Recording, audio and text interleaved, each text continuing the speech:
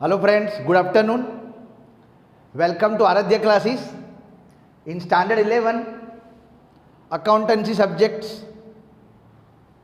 We have to start chapter number 5 accounting equation and business transaction part 2. अब text book के अंदर अब देखना पेज नंबर 125, टेक्स्ट बुक में पेज नंबर 125 एक का सम दिया हुआ है अकाउंटिंग इक्वेशन का, 19 ट्रांजेक्शन्स दिए हुए टोटल। तो कैसे ये सम सॉल्व करना है ध्यान रखना, बहुत लेंथी सम्स है। फॉर्मेट देख लेना पहले, डेट, पर्टिकुलर, एलएफ, डेबिट और क्रेडिट। पहले जर्नल एंट्री पास करने की है, तो जर्नल एंट्री तो आपको पता होना चाहिए, खास ध्यान रखना।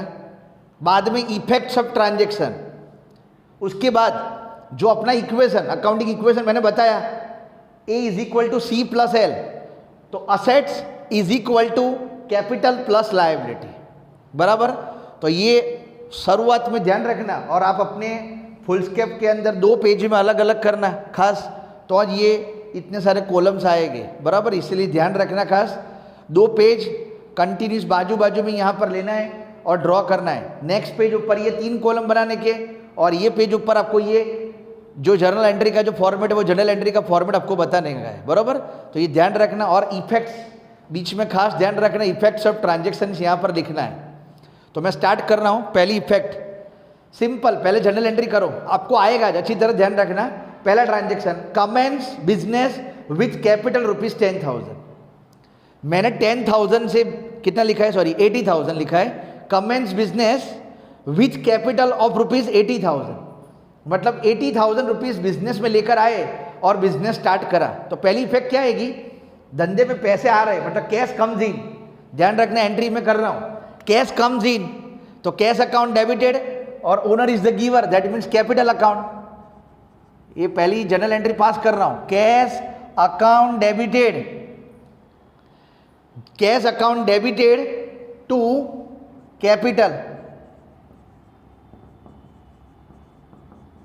कितने रुपीज, 80 रुपीज, 80,000 रुपीज यहां पर लिखा हुआ है। बिजनेस में कैश आ रहा है, इफेक्ट क्या लिख रहा हूं यहां पर, असेट इंक्रीज या तो कैश इंक्रीज, और सामने इधर देखो धंधे में कैपिटल भी आ रही है, तो उसके सामने लिखने का कैपिटल भी इंक्रीज। एग्जैक्ट जर्नल एंट्री के सामने उसकी इफेक्ट बताने की है, इसकी इफेक्ट इसके सामने, और नीचे जो क्रेडिट वाले की इफेक्ट उसके सामने बताने की है। धंधे पे पैसे आ रहे, कैश हमारी असेट्स हुई, तो असेट इंक्रीज भी लिख सकते हो, पर असेट्स बहुत सारी है, बराबर। इसीलिए हमेशा प्रॉपर नाम लिखो। असेट्स कौन सी है, furniture, land, building, bank balance, सब कुछ असेट्स है, इसीलिए असेट्स का नाम लिखो। कैश तो cash increase, cash goes out तो कैश डिक्रीज, जो भी हो आप प्रॉपर लिखो। अब मेन चीज आई, ध्यान रखना, यहां तक तो आप पहले भी कर चुके थे, अब ये नई 3 चीज आपको समझने की है चैप्टर में। अब इधर देखो, इफेक्ट के मुताबिक यहां पर ध्यान रखो। आप लोग देखो इफेक्ट में क्या है, कैश इंक्रीज, कैश हमारी असेट्स हुई, तो असेट्स में लिखो यहां पर कैश कितने रुपीज है, 80,000, बराबर। और दूसरी इफेक्ट कौन सी, कैपिटल इंक्रीज 80,000, तो कैपिटल के अंदर भी बता दो, यहां पर लिखो कैपिटल, और अमाउंट में लिखो कितना, 80,000, बराबर। लायबिलिटी में कोई भी इफेक्ट होता नहीं है, तो लायबिलिटी 0 लिख दो, लायबिलिटी क्या लिखो, 0। अब मैं कैसे कर रहा हूं, टोटल करो, इधर ध्यान रखना, टोटल करना है। ये जनरल एंट्री पूरी हो जावे, उसके नीचे ध्यान रखना, एक लाइन छोड़कर आपको टोटल करना है। 80,000 इधर भी टोटल करो 80,000, और यहां पर भी लिखो कितना, 0। और आप चेक कर लो, देखो A is equal to C plus L, 80,000 plus 0 is equal to कितना, 80,000। तो इस तरह से हर जनरल एंट्री को ही फॉलो करना है। दूसरी चीज, सेकंड एंट्री करे तो ऊपर वाला भूल नहीं जाना है, वो कैरी फॉरवर्ड करना है, वो ट्रांसफर करना है, वो ध्यान रखना। आपके माइंड में इतना होना चाहिए कि मेरे पास कैश बैलेंस पड़ा हुआ है कितना, 80,000, और मेरे बिजनेस में कैपिटल कितनी है, 80,000, वो ध्यान रखना। लायबिलिटी अभी फिलहाल कुछ भी है नहीं। तो इस तरह से आपको ये फर्स्ट ट्रांजेक्शन की मैंने इफेक्ट बताई, और उसको मैंने अरेंज करके बताया कि how to arrange the effects of the transactions in accounting equation, बराबर। ये समझ लेना खास। उसके बाद एग्जैक्ट एक लाइन नीचे नंबर 2 डालना है, वो ध्यान रखना। ये टोटल जो भी होवे उसके नीचे, उसके सामने ना आ जावे, एक लाइन छोड़कर नीचे सेकंड नंबर ट्रांजेक्शन स्टार्ट करना है। तो देखो मैं 2 नंबर का ट्रांजेक्शन यहाँ बता रहा हूँ। ₹20,000 deposited with bank and open account. ₹20,000 deposited with bank, bank में 20,000 रुपये भरे और खाता खुलाए। तो उसका मतलब उसकी जनरल एंट्री क्या होगी, बैंक में पैसे भरे तो bank account debited, bank account debited, bank is the receiver, और दूसरा कैश गोज आउट, तो 2 क्या आएगा, cash account, 2 cash account, bank account debited to cash account. Amount कितना है 40,000, बराबर। बैंक में कितने पैसे भरे 20,000 लिखा है, तो यहाँ पर लिख रहा हूँ 20,000, इधर भी 20,000। अब मैं बैंक में 20,000 भरता हूँ तो उसका मतलब क्या हुआ, इफेक्ट में क्या आएगा, बैंक बैलेंस इंक्रीज। क्या लिखने का, अपना बैंक बैलेंस इंक्रीज, और कौन सा बैलेंस डिक्रीज हुआ, कैश बैलेंस क्या हुआ, डिक्रीज। एग्जैक्ट उसके सामने इफेक्ट ध्यान रखना। मेरे जेब में 10,000 पड़े, मैं बैंक में भरने जा रहा हूँ तो उसका मतलब मेरा बैंक बैलेंस इंक्रीज हो रहा है और मेरा कैश बैलेंस क्या हो रहा है, डिक्रीज। दोनों असेट से बैंक बैलेंस इंक्रीज हो रहा है तो वो भी मेरी असेट से, कैश बैलेंस डिक्रीज हो रहा है वो भी मेरी असेट से, पर एक इंक्रीज हो रहा है और दूसरा क्या हो रहा है, डिक्रीज। तो दोनों इफेक्ट्स कहाँ बताने की है, ध्यान रखना। सबसे पहले ऊपर क्या था, कैश। मेरे पास कितनी कैश पड़ी थी, देखना इधर इनर कॉलम में लिखने का। क्यों इनर कॉलम में लिख रहा हूँ, तो इधर देखो कैश में इफेक्ट्स है। मेरे पास 80,000 पहले पड़े थे, उसमें से 20,000 मैंने बैंक में भर दिए, तो मेरा कैश बैलेंस देखो डिक्रीज हो रहा है। तो यहाँ पर ऐसे लिखने का, डिक्रीज कितने रुपए, 20,000। तो आउटर कॉलम में लिखूंगा कितना, यहाँ पर 60,000। ये ध्यान रखना, पहले कैश मेरे पास 80,000 था, अब मेरे पास कैश कितना आ गया, 60,000, और बैंक बैलेंस वो भी मेरी असेट्स है। तो कैश के नीचे बैंक लिखने का, बैंक बैलेंस कितना, 20,000 जो बैंक में भरे। चेक कर लो, दोनों इफेक्ट असेट में जाए, बराबर। इधर पूरा कर दो, ये क्लोज हो गया, दोनों का टोटल करोगे तो 80,000 आएगा। सामने कैपिटल में कोई चेंज नहीं है तो सेम एज इट इज़ वही का वही लिख दो, 80,000 का 80,000, और लायबिलिटी भी कोई चेंज नहीं, 0। नीचे एग्जेड उसके सामने लिखने का, अकाउंटिंग इक्वेशन टैली करना है, सामने एग्जेड आना चाहिए। इधर 80,000 और यहाँ पर कितना, 0। चेक कर लो, 80,000 प्लस 0 इज इक्वल टू 80,000। तो ध्यान रखना, ऊपर वाली चीज़ इग्नोर मत करना, कैरी फॉरवर्ड करना है। अब मैं 3rd नंबर ट्रांजेक्शन करूँगा तो मेरे को किसको ध्यान में रखने का, सेकंड ट्रांजेक्शन को। फर्स्ट ट्रांजेक्शन को अब ध्यान में रखना नहीं है, 4th करोगे तो 3rd को ध्यान रखने का, 7 ट्रांजेक्शन करते हो तो 6 को ध्यान में रखने का, बराबर। वो बैलेंस जो भी होगा उस तरह से आपको ध्यान में रखना है। Then go for the 3rd। सारी चीज़ ध्यान रखना क्योंकि जगह कम होगी, 3-4 एंट्री से ज़्यादा यहाँ पर आ सकता नहीं है। उसके बाद 3rd नंबर ट्रांजेक्शन जिसमें लिखा है goods of ₹40,000 purchase from Himani on credit. Himani से 40,000 रुपये का गुड्स उधार पर खरीदा, क्रेडिट लिखा हुआ है, तो उसका मतलब इफेक्ट जनरल एंट्री क्या आएगी, गुड्स परचेस कर रहा हूँ हिमानी से, तो purchase account debited, purchase account debited to Himani, purchase account debited to Himani, on credit लिखा है, उधार पर खरीद रहे। अमाउंट कितनी, 40,000, यहाँ पर भी लिख दो 40,000, बराबर। अब इफेक्ट देखो, मैं गुड्स परचेस कर रहा हूँ तो पहली इफेक्ट क्या आएगी, इधर गुड्स कम्स इन, मतलब लिख रहा हूँ क्या, stock increase. Goods comes in that mean stock increase, stock हमारी असेट्स हुई, तो एक इफेक्ट स्टॉक में बताने की, और दूसरी हिमानी से गुड्स परचेस कर रहा हूँ तो लायबिलिटी इंक्रीज। क्या लिखने का, लायबिलिटी इंक्रीज, और ब्रैकेट में लायबिलिटी किससे, तो ब्रैकेट में नाम भी लिख दो, हिमानी, बराबर। मतलब मालूम पड़े मैंने उधार पर हिमानी से गुड्स परचेस करा हुआ है तो उसका मतलब स्टॉक तो आ रहा है पर साथ में लायबिलिटी भी बढ़ रही है, तो आज अकाउंटिंग इक्वेशन मेरा टैली होगा, बैलेंस होगा। तो पहली इफेक्ट देखना, स्टॉक आ रहा है, इधर ध्यान रखना, स्टॉक, और दूसरा लायबिलिटी। अपना ऊपर वाला देखो पहले एसेट्स के अंदर सबसे पहले क्या था, कैश। कैश का बैलेंस कितना था 60,000, वो लिख दो 60,000।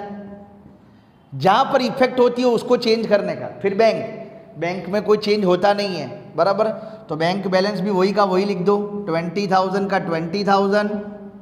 उसके बाद देखो स्टॉक इंक्रीज, स्टॉक हमारी असेट्स है, कितने अमाउंट इंक्रीज हो रही है, तो इधर नीचे लिखो स्टॉक। बस इस तरह से यहाँ पर ध्यान रखते जाना है, बढ़ते जाएगा। तो कैश, बैंक और दूसरा क्या आया स्टॉक, बराबर। सामने अब दूसरा कैपिटल, इधर देखो कैपिटल कितना था ऊपर 80,000। कैपिटल में कोई चेंज होता नहीं है, अपनी इफेक्ट्स के मुताबिक देखो कैपिटल में कोई चेंज होता नहीं है, तो कैपिटल 80,000 की 80,000। और लायबिलिटी ज़ीरो थी पहले, अब बढ़ेगी, देखो हिमानी। लायबिलिटी में क्या लिखने का, खाली नाम लिख देने का, हिमानी को 40,000 चुकाने का बाकी, बराबर। जैसे ही ये पूरा हो जाए आप टोटल करो, देखो नीचे टोटल कर देता हूँ, यहाँ पर ये टोटल करोगे तो 1,20,000 आएगा असेट साइड का। सामने कैपिटल का टोटल करोगे तो 80,000 आएगा, और लायबिलिटी का टोटल करो तो कितना आएगा 40,000। चेक कर लो अपने अकाउंटिंग इक्वेशन के मुताबिक, assets is equal to C plus L. तो असेट्स कितना आया 120 इज इक्वल टू कैपिटल कितनी आई 80,000 प्लस लायबिलिटी 40,000। तो 80 प्लस 40 करोगे तो भी 120 आएगा, और असेट साइड भी कितना है 120। ओके, तो फ्रेंड्स इस तरह से इस प्रकार के ट्रांजेक्शन्स आपको ध्यान में रखने का है, बराबर। दूसरी चीज़, अब ध्यान रखना जगह है नहीं, अब मेरे को इसको रब करना पड़ेगा, पर मैं क्या कर रहा हूँ थर्ड ट्रांजेक्शन को मेरे को ध्यान में रखना पड़ेगा। थर्ड ट्रांजेक्शन में रब करता नहीं हूँ, ध्यान रखना, ऊपर के 2 ट्रांजेक्शन्स में रब करता हूँ। Okay friends, next transaction number 4, text book में देखना अच्छी तरह। Goods of ₹30,000 purchase for cash. Third transaction पूरा हो चुका है। थर्ड ट्रांजेक्शन की जो भी डिटेल्स है मैंने रखी हुई है, अच्छी तरह ध्यान रखना, क्योंकि फोर्थ ट्रांजेक्शन स्टार्ट करेंगे तो थर्ड ट्रांजेक्शन के अंदर असेट्स में क्या है, कैपिटल में क्या है और लायबिलिटी में क्या है, वो हमारे ध्यान में होना चाहिए, बराबर। अच्छी तरह ध्यान रखना। Fourth transaction, goods purchased of ₹30,000 for cash. तो उसका मतलब गुड्स परचेस कर रहा हूँ तो एंट्री क्या आएगी, purchase account debited cash transaction से, मैं कैश से परचेस कर रहा हूँ, कैश गोज आउट, तो 2 लिखने का क्या, कैश अकाउंट, अमाउंट में लिखने का यहाँ पर 30,000, अमाउंट में लिखने का 30,000। अब समझ लेना खास यहाँ पर जो मेन इंपॉर्टेंट चीज़ बताने जा रहा हूँ कि आगे देखना इफेक्ट। देखो पहले गुड्स परचेस कर रहा हूँ तो पहले इफेक्ट क्या आएगी, गुड्स कम्स इन, मतलब क्या लिखने का, stock increase. Goods comes in मतलब stock increase, cash goes out, बराबर, तो उसका मतलब कैश बैलेंस क्या हो रहा है, cash balance decrease, cash balance decrease. अब असेट्स में देखो थर्ड ट्रांजेक्शन के अंदर देखना, पहले हमारे पास क्या थी, कैश कितनी थी, कैश बैलेंस 60,000 था, इनर कॉलम में लिख रहा हूं, क्यों, क्योंकि देखो कैश बैलेंस डिक्रीज हो रहा है, कितना डिक्रीज हो रहा है 30,000, तो 60,000 तो था, दूसरा 30,000 हमारा कम हो रहा है कैश, तो हमारे पास कैश कितनी पड़ी अभी एग्जैक्ट 30,000 कैश आई। फिर बैंक में कोई चेंज नहीं है तो वही का वही रखो, 20,000 का 20,000। फिर स्टॉक पहले कितना था 40,000, दूसरा नया स्टॉक आ रहा है, स्टॉक इंक्रीज कितना 30,000, तो देखो यहाँ पर भी इफेक्ट डालने की, स्टॉक 40,000 तो था, दूसरा प्लस इंक्रीज हुआ 30,000 का, तो टोटल कितना हुआ 70,000। देख लो कैश बैलेंस अपना 30,000 हो गया, बैंक बैलेंस में कोई चेंज नहीं था तो वही का वही, और स्टॉक पहले 40,000 था, दूसरा 30,000 का परचेस करा तो टोटल स्टॉक कितना हो गया 70,000। अब इसको क्लोज कर दो, देखोगे तो वही का वही टोटल आया 1,20,000। सामने कैपिटल में कोई चेंज नहीं है तो वही का वही रखो, कैपिटल 80,000 की 80,000, इधर भी नीचे टोटल कर दो 80,000। और लायबिलिटी हिमानी में भी कोई चेंज नहीं, वो भी 40,000 का 40,000 रख दो, 40,000 का 40,000। ओके, आप देख लो 80 + 40 = 120, असेट्स में यहाँ पर 120 हो जाता है। उसके बाद ट्रांजेक्शन नंबर 5, ध्यान रखना ट्रांजेक्शन नंबर 5 में goods of ₹35,000 sold for 55,000 to Jasleen on credit, मतलब 35,000 का माल जसलीन को 55,000 में उधार पर बेचा। किसको बेचा? जसलीन को उधार पर बेचा। मतलब नियम क्या हुआ, 35 का माल 55 में बेचूँ तो उसका मतलब क्या होगा, 35,000 का माल 55,000 में बेचूँ तो उसका मतलब क्या हुआ, प्रॉफिट हुआ, 20,000 का प्रॉफिट हुआ, बरोबर। तो एंट्री देखना अच्छी तरह यहाँ पर, जसलीन को गुड्स बेच रहा हूँ, Jasleen is the receiver, debit the receiver, Jasleen account debited 55,000, Jasleen account debited 55,000, 35 का माल 55 में बेच रहा हूँ, बराबर। तो 20,000 का प्रॉफिट हुआ। गुड्स कितना गया, to sales account, goods goes out, goods जा रहा है कितना, 35,000 का, क्योंकि 35 का माल 55 में बेच रहे, 20,000 का प्रॉफिट हुआ, तो वो 20,000 की प्रॉफिट की एंट्री करने की, to profit on sale of goods. ध्यान रखना कैसे लिखना है जनरल एंट्री में, ये जनरल एंट्री हो गई। गुड्स जसलीन को बेच रहे, 35,000 का माल 55,000 में बेच रहे, तो Jasleen account debited 55,000 to goods goes out, मतलब टू सेल्स अकाउंट 35,000 और 20,000 का प्रॉफिट हो रहा है, तो लिखने का to profit on sale of goods. अगर प्रॉफिट होवे तो प्रॉफिट ऑलवेज क्रेडिट होवे, अगर लॉस होवे तो लॉस ऑलवेज क्या होगा, डेबिट होगा, बराबर। अब ये जनरल एंट्री के मुताबिक सामने इफेक्ट्स लिखो। मैं जसलीन को गुड्स बेच रहा हूँ, जसलीन मेरी कस्टमर हुई, ध्यान रखना ऊपर वाले ट्रांजेक्शन के अंदर आपको मैंने बताया था, सॉरी 3rd नंबर ट्रांजेक्शन के अंदर जो देखो लिखा है, मैंने हिमानी से गुड्स खरीदा था तो लायबिलिटी इंक्रीज हुई थी, बराबर, क्योंकि हिमानी से मैं गुड्स खरीद रहा हूँ, इसीलिए मैं जसलीन को गुड्स बेच रहा हूँ, जसलीन मेरी कस्टमर है, डेटर्स बोलते, क्या बोलते हैं, डेटर्स, मेरी असेट्स इंक्रीज हो रही है।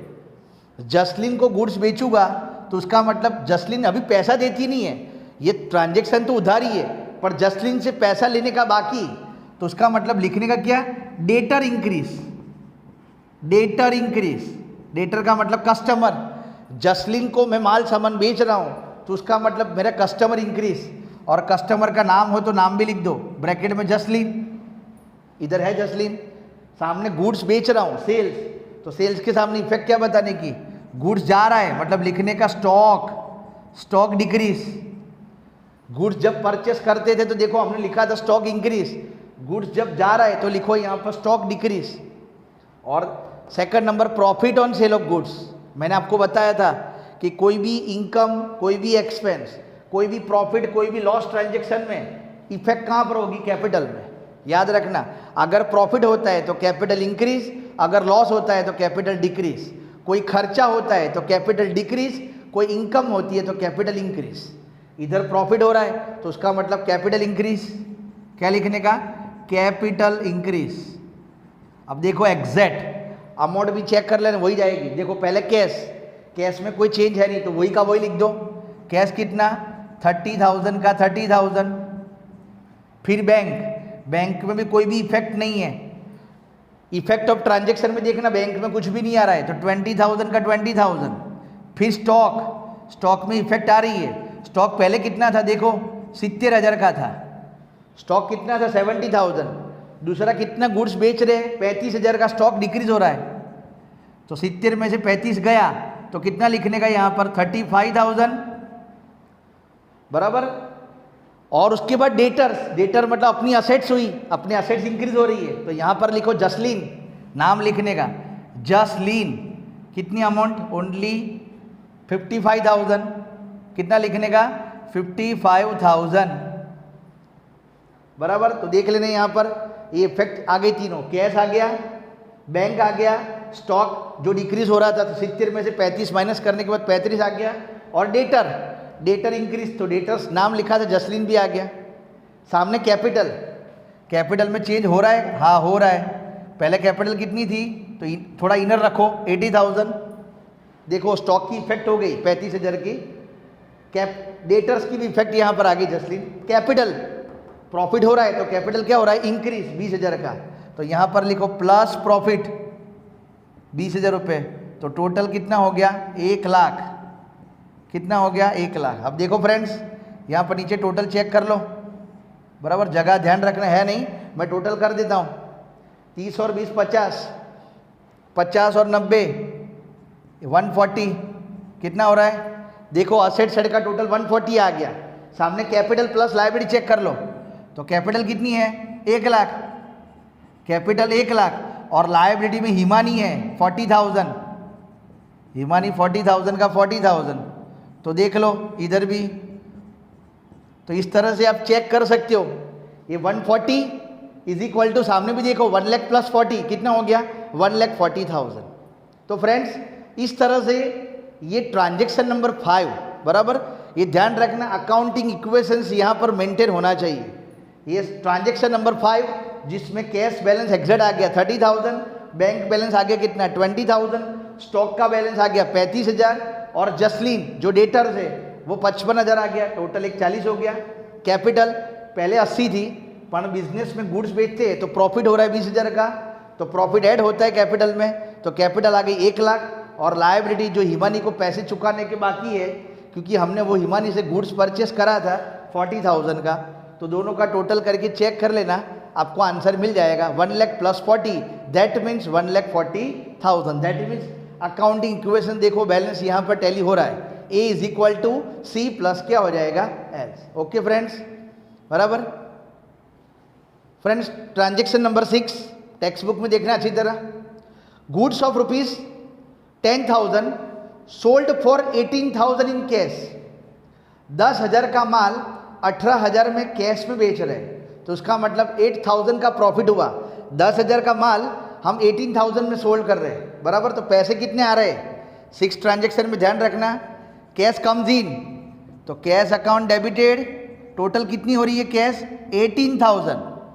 10,000 का माल हम 18,000 में सोल्ड कर रहे हैं, तो उसका मतलब यहाँ पर देखो कि 8,000 का प्रॉफिट हो रहा है। तो पहली एंट्री ध्यान रखना, cash comes in, cash account debited 18,000, to goods goes out, तो टू सेल्स अकाउंट कितना 10,000। गुड्स तो जा रहा है कितना, हमारे पास से गुड्स जा रहा है 10,000 का, बराबर, 10,000 का गुड्स हम बेच रहे हैं कितने 18 में, तो 8,000 का प्रॉफिट हो रहा है।